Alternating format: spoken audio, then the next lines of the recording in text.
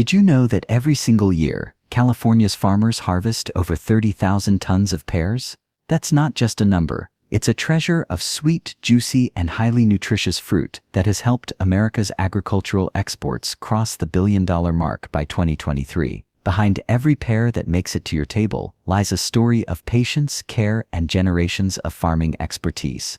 But what makes California such a perfect home for pears, and how do these fruits go from orchard to market with such consistency? Today, we're peeling back the curtain on this fascinating journey. Pear trees are often described as symbols of quiet strength. These deciduous trees thrive in temperate regions where the soil drains well, and the climate is neither too harsh nor too mild. Washington, Oregon, and California lead the United States in pear production, and it's no coincidence. These regions offer warm, sun-soaked days balanced by cool nights, conditions that lock in flavor and produce pears with exceptional sweetness and texture. The journey begins in the soil. Before a single tree is planted, the ground is carefully prepared. Farmers till the earth deeply, enrich it with organic fertilizers, and ensure the soil has a pH between 6 and 7. This foundation sets the stage for strong, resilient trees. Young saplings are then staked firmly to withstand winds and the eventual weight of heavy fruit, while their roots anchor deep into the earth.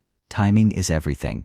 Pear trees are typically planted in autumn or early spring. Autumn planting allows saplings to take advantage of natural rainfall, while spring planting gives them a head start before the summer heat. During their first 2 years, these trees demand vigilant care, consistent watering, soil moisture checks, and regular weeding. These early years are make or break, laying the groundwork for decades of productivity. Once a tree matures, usually after 2 to 3 years, pruning becomes essential. Farmers remove weak, diseased, or overlapping branches, shaping the canopy to allow sunlight to filter through and air to circulate freely. A well-pruned tree isn't just healthier, it produces higher quality fruit. Then comes spring, a season of transformation. Between March and April, pear trees burst into bloom, filling orchards with delicate white blossoms. But this beauty isn't just for show. Pollination during this period is critical. Without it, there would be no fruit. The flowers only bloom after the trees have endured sufficient winter cold, a natural trigger that ensures the cycle of growth continues. From April to May, tiny green pears emerge where the blossoms once were. Over the next 3 to 5 months, they slowly swell, drawing in nutrients, sunlight, and water until they are ready for harvest between July and September. Determining the perfect moment to pick is an art. Farmers look for pears that are pale yellow with just a hint of softness. Picking them too early or too late risks losing flavor and texture. Harvesting is a delicate operation. Unlike some fruits that can be shaken from trees, pears demand a gentler touch. Skilled pickers carefully twist and lift each pear by hand, ensuring neither the fruit nor the tree is harmed. These workers, often seasoned with years of experience, can judge ripeness with a glance and a touch. Once picked, the pears are placed in padded crates designed to prevent bruising. Technology has joined tradition in recent years. While much of the harvest is still done by hand, machines like motorized carts, conveyor belts, and padded mechanical arms now help transport and handle the fruit, reducing physical strain without compromising quality. In some larger orchards, specialized harvesters gently shake or collect pears, marrying precision with efficiency. After harvest, the journey continues. Trucks transport the pears to processing facilities where they are washed, inspected, and sorted. Here, teams of workers and advanced cameras check each pear for size, color, ripeness, and imperfections. Premium pears are packaged for fresh markets, grocery stores, and export, while others find their way to canneries. There they are transformed into syrups, preserves, and even dried snacks that extend their enjoyment year-round. But pears aren't limited to the produce aisle. Pear juice has carved out a special place in the health-conscious market. After peeling and slicing, the fruit is juiced, capturing both flavor and nutrients. The result is a light, refreshing drink, brimming with vitamins and minerals, a natural way to hydrate and energize. From the orchards of California to kitchen tables around the world, pears represent more than just a fruit. They're the product of meticulous care, a balance between tradition and technology, and the enduring strength of American agriculture. Today we dive into the fascinating world of coconut farming, an industry that not only sustains millions of farmers, but also fuels a global demand for one of nature's most versatile treasures. From refreshing coconut water to strong natural fibers, every coconut carries a story of hard work, ingenuity, and tradition. But have you ever wondered what it really takes to transform a coconut from a towering tree into the products you use every day? Let's unravel that journey.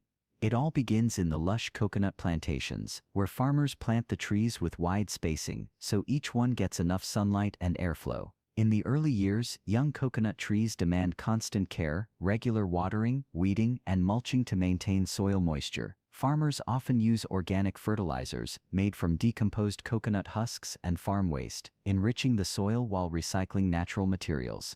After 4 to 5 years, these trees reach maturity, producing coconuts continuously, with each tree yielding between 35 to 70 coconuts annually. That's a lot of potential packed into each plantation. The harvesting stage depends entirely on the coconut's purpose. For coconut water, farmers pick them young, about 6 to 8 months after flowering, when they are packed with refreshing liquid.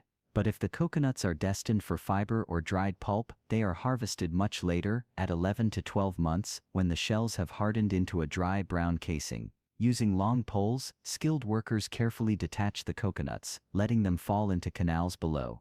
This method not only protects the fruit from damage, but also makes collection faster and safer. Once collected, coconuts are tied into bundles and transported to processing mills. The first step is removing the husk. This heavy outer layer is stripped away, reducing bulk for transportation and giving processors quicker access to the valuable inner nut. Massive machines called dehuskers or dehullers, fitted with rotating blades, shred the husk into fibers. Nothing goes to waste here. The long, coarse fibers are cleaned, dried, and sorted. Stronger fibers become ropes, mats, brushes, or even carpets, while shorter fibers are transformed into upholstery, stuffing, and insulation. Meanwhile, the leftover dust, known as cocoa peat or coir pith, is processed into a highly prized growing medium for agriculture. Farmers across the globe use it in hydroponics and horticulture for its excellent water retention and aeration qualities. To prepare it for export, cocoa peat is washed to remove salts, dried, and compressed into compact blocks, easy to ship and rehydrate later.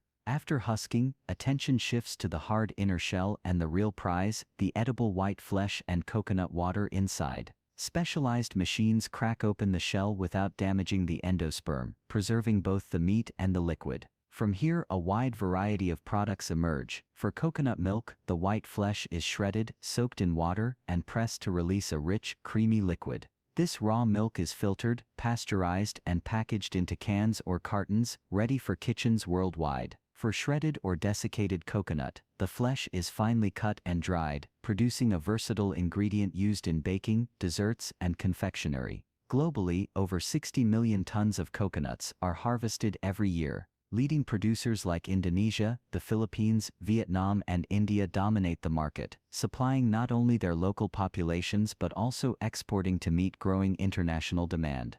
In Europe and North America especially, coconuts have become a staple in the health food market, with rising interest in natural and sustainable products.